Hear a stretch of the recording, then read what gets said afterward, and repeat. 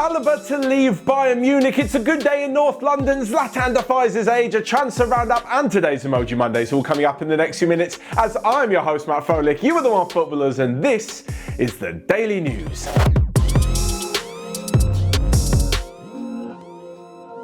Yes, it's good to be back. Yes, thank you. I did have a very good holiday, and like Gareth Bale on the score sheet, I have returned. Anyway, thank you so much for all of your support in the last few weeks to Angelina and everyone else on the channel, but let's get into the daily news. And first off, David Alaba's leaving Bayern Munich. Sorry, Bayern fans, it's not necessarily what you wanted to hear on a Monday morning, but it looks as though he will be leaving. Now, there has been loads of speculation about the Austrian leaving the club because he's been there a long time and the contract offer was not satisfactory. And now, Bayern have withdrawn the contract offer altogether. Apparently, Alaba and his agent were speaking with the club for quite a few times, and the deal would be reached by the end of October because his current contract runs out at the end of the season. Of course, they don't want to lose one of the best and most versatile defenders on the planet for free at the end of the campaign, so they put forward a rather attractive opposition, which, well, obviously it wasn't so attractive to Alaba and his team. Anyway, the end of October has come and gone. We're now at the beginning of November and they have withdrawn their offer from the table. Where on earth is Alaba going to end up next? In all honesty, he has not got a shortage of potential suitors. There's Real Madrid, who could definitely do with another centre-back, certainly an experienced one like David Alaba. Barcelona, Lord knows they need another defender. A move to Juventus could be on the cards. Manchester City is said to be interested with their defensive issues. Alaba is definitely not going to be short of options and places to go, and he's definitely going to get the money that he so clearly wants when he moves. Apparently the latest offer from Bayern was around 18 million euros per year, but of course that's not enough. That's laughable money. 18 million euros per year, yeah, even I'd turn that down. Nonsense. Anyway, moving on from Alaba and to the Premier League, as yesterday saw a rather good day for both of those teams from North London, Tottenham and Arsenal, but not in the same match though. First off, and Gareth Bale is back on the score sheet almost 7 years after he last scored a goal for Tottenham. He came off the bench and a few minutes later nodded in the winner against Brighton. There was controversy in the game. No, that was not a clean tackle on Pierre-Emile Højbjerg before Brighton got their equaliser. But enough of that, let's talk about the actual football and not ridiculous referees going over to view the VAR monitor and ruining the game every single week with this crap. Anyway, it wasn't exactly the best performance from Tottenham, but they managed to get the 3 points and get themselves up into second. And coincidentally, the last time Bale scored for Spurs was actually the last time that Arsenal managed an away win at a top 6 club. Of course, it's not the teams at the top 6 in the Premier League at the moment. It's just by stature and by, well, you know the top 6 teams that I'm talking about. Anyway, they managed to win 1-0 at Manchester United. The Manchester United, who you may think are out of form, but in the last few weeks have been pretty damn good.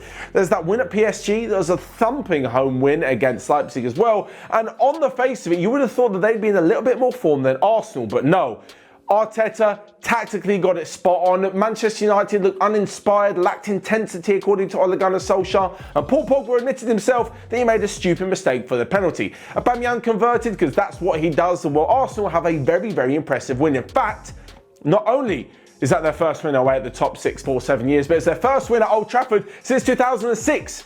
And if my memory serves me correctly, it was Emmanuel Adebayor who scored the only goal of that game as well. Anyway, a fantastic weekend for Arsenal, and I will give a massive shout out later on to a player who I thought was the best of the weekend from that game, but stick around for Emoji Mondays. Moving on though, and talking of historical facts and historical players, Zlatan Ibrahimovic, 39 years old, still scoring bicycle kicks, because it's just what he does. He said after the game that AC Milan have one of the youngest squads and they make him feel young, despite the fact, as I said, he is almost 40 years old. His goal to make it 2-1 at the weekend made sure that AC Milan finished the weekend on top of Serie A, and a fantastic start to the season continues. With 6 match days gone, they've got 5 wins and a draw, and it means that they're looking on course to challenge for the Scudetto. I'm not going to say they're on course to win it, because we all know that whatever happens, Juventus will be there or thereabouts come the end of the season, especially with Cristiano Ronaldo back in the side and back amongst the goals. But With Zlatan in there and having scored 17 goals in the 22 games he's appeared in since returning to AC Milan,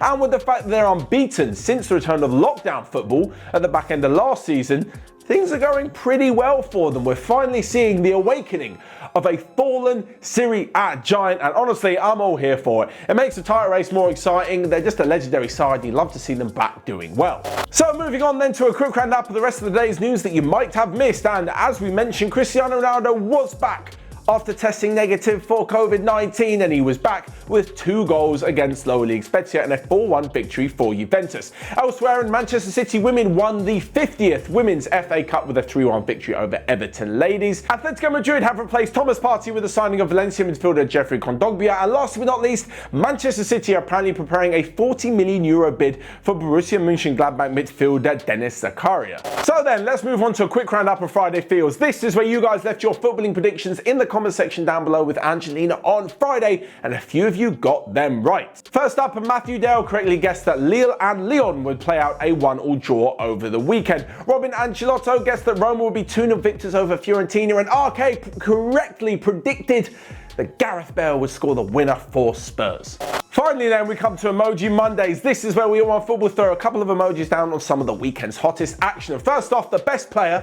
I said earlier he would be from the Arsenal-Manchester United game, and it goes to Gabriel at centre-back. I thought he was brilliant, absolutely everywhere, some last-ditch challenges, really good in the air. Looks like such a fantastic signing along with Thomas Partey for Arsenal, and you can expect him to be a mainstay of the starting 11. Arsenal have been crying out for a good centre-back, and he is all of that and more. The crazy moment of the weekend goes to the Sampdoria-Genoa game, where obviously there's no fans in the stadium, but somehow somebody managed to throw a flare from outside the stadium over the roof and into the ground. Like, the stadium's not the biggest, but even so, that's a pretty accurate shot, and yeah, that's quite a wild thing to happen. Anyway, lastly but not least, we move to the best result of this weekend, and yes, I do think that Arsenal against Manchester United was a fantastic result, but also in Serie A, Sassuolo beating Napoli 2-0 away from home. That's a damn good result, and actually sees them into second behind AC Milan. So there you have it. That is all from me for today for the daily news. You guys let me know your thoughts in the comment section down below, and your thoughts on your Emoji Mondays as well.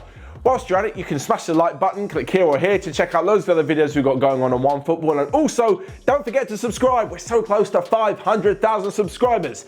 Thanks to all of you, but until next time, I will see you guys later.